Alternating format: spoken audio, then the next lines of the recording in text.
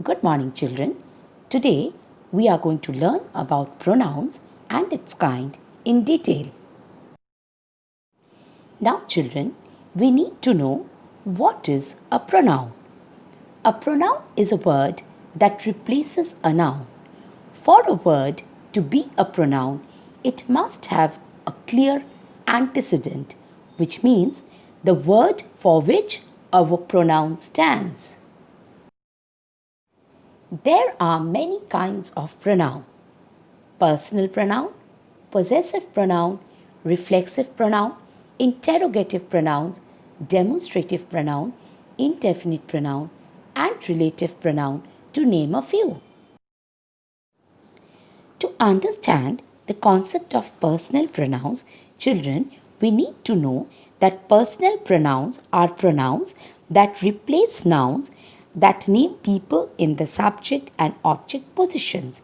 To understand this, children, we first need to go back to the lesson on sentences wherein we had taught you about subject. What is a subject? A subject in a sentence means the person or thing about which we are speaking in a sentence. To find out the object in a sentence, we need to answer the questions what or who after the verb in a sentence, and the answer which we get is the object of a sentence.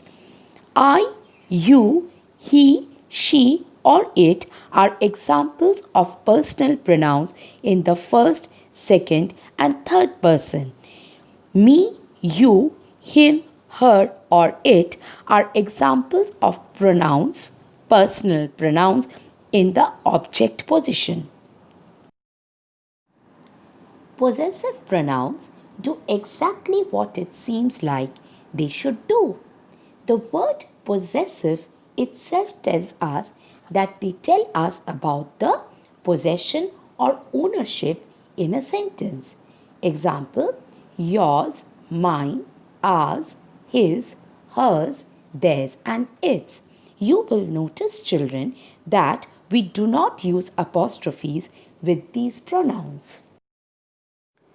The next kind of pronouns which we have is reflexive pronouns. Reflexive pronouns are used when the subject and the object of a sentence are the same. To understand this clearly, children, we will take a look at the example given here. Rosa was going to take it to the shop but ended up fixing it herself one afternoon. If we read this sentence, you will see that Rosa is the subject of this sentence. Now, children, we need to find out the object of the sentence. To find out the object, children, we need to ask the question what or who after the verb. Since fixing is the verb and the answer to who is herself, so you can see that herself is the reflexive pronoun. Other examples of reflexive pronouns are myself, themselves, yourself, ourselves, herself, himself, and itself. The next kind of pronoun, children, is interrogative pronoun. When WH words are used to begin questions, they function as pronouns because they are used in place of the noun that the question is about. Such pronouns are called interrogative pronouns.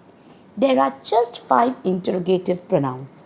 Each one is used to ask a very specific question or indirect question. Some, such as who or whom, refer only to people. Others can be used to refer to objects or people. What is used to ask questions about people or objects.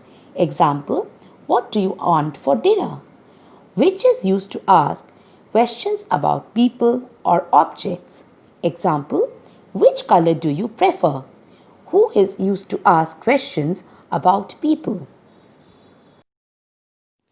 The next kind of pronoun which we have is demonstrative pronoun. Demonstrative pronouns are used to point out to people or objects. They are only 4 in number: this, that, these, and those. This is used to refer to objects or people which are nearby. Its plural is these. That is used to point out to people or objects which are far away. Its plural is those. The next kind of pronouns which we have, children, are indefinite pronouns. Indefinite pronouns are used to show unspecified objects or people, whether in plural or in singular. These pronouns do not tell us which noun they replace, hence the name indefinite.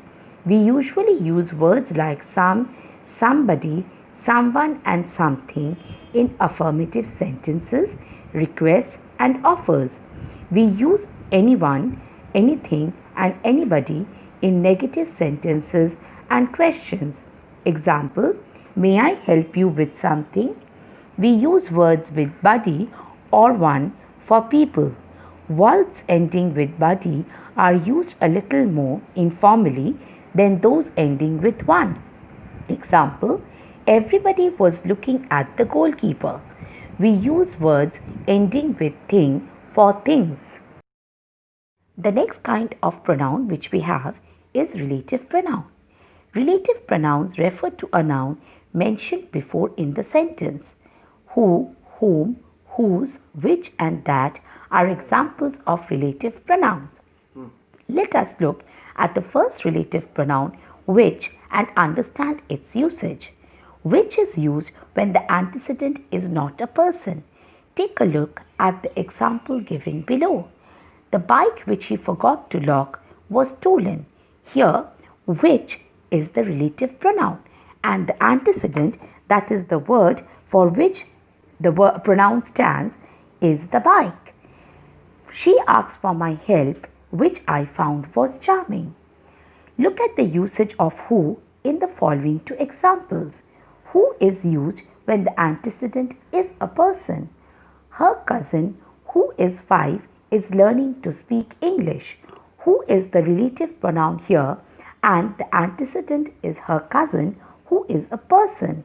My neighbors who are old complain a lot is another example of the usage of who.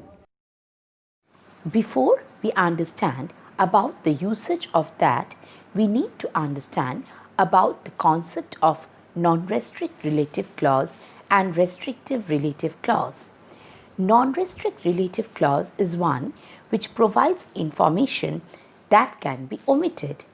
Take the example of the sentence given below. My Uncle Bob, who is a butcher, has a cat. If we omit the clause who is a butcher, then the sentence can be read as my Uncle Bob has a cat, and it makes sense. Restrictive relative clause is one which provides information that can't be omitted. Look at the example given below. The people who live here are lovely. If we remove the relative clause who live here, then the sentence can be read as the people are lovely. So who live here is being specific about the people. So if we remove the clause who live here, then it does not give us proper information about the people. Such are your relative clauses. In a restrictive relative clause, who and which can be replaced by that. Hence, the people who live here are lovely. In this particular sentence, who can be replaced with that and now can be written as the people that live here are lovely. In a non-restrictive relative clause, who and which can't be replaced by that. Hence, my Uncle Bob, that is a butcher, has a cat would be an incorrect sentence. Who is the possessive form of whose. The man whose bike was green laughed at me. Some pronouns function as determiners too. Words like this, that, some, each, every, and other can be either a determiner or a pronoun depending on how they are used. It is important for you to understand, children, if a pronoun comes before a noun, it is a determiner, not a pronoun. To understand the difference between determiners and pronouns, we need to focus on its definitions. Determiners are words that specify the quantity or possession or demonstrate which noun. They do not describe a noun, they determine it. They point it out. Articles are determiners too. On the other hand, pronouns take the place of a noun in a sentence and can be singular, plural, possessive, the subject of a sentence, or the object of a sentence. They do not determine it. For example, this ice cream is the best in the world. We can see here that this has been used to specify the noun group ice cream. On the other hand, the very same word this can be used as a pronoun. This is the best ice cream in the world. Here, this is an example of a demonstrative pronoun. It is not showing a part of a noun group. The following example, this is my room. This room is mine. The pronoun sentence is this room is mine, wherein mine is a possessive pronoun. Dear children, keep the following rules in mind. Words like some, any, my, are, their, her, his, its, each, every, certain, its, this, that, few and many are determiners. Most pronouns function as determiners too, so we need to be careful about the way in which we are using them. Numbers can be determiners depending on the way they are used. One table, 1/4 of the orange, etc. I am sure, children, your concept of pronouns have been clarified. Thank you.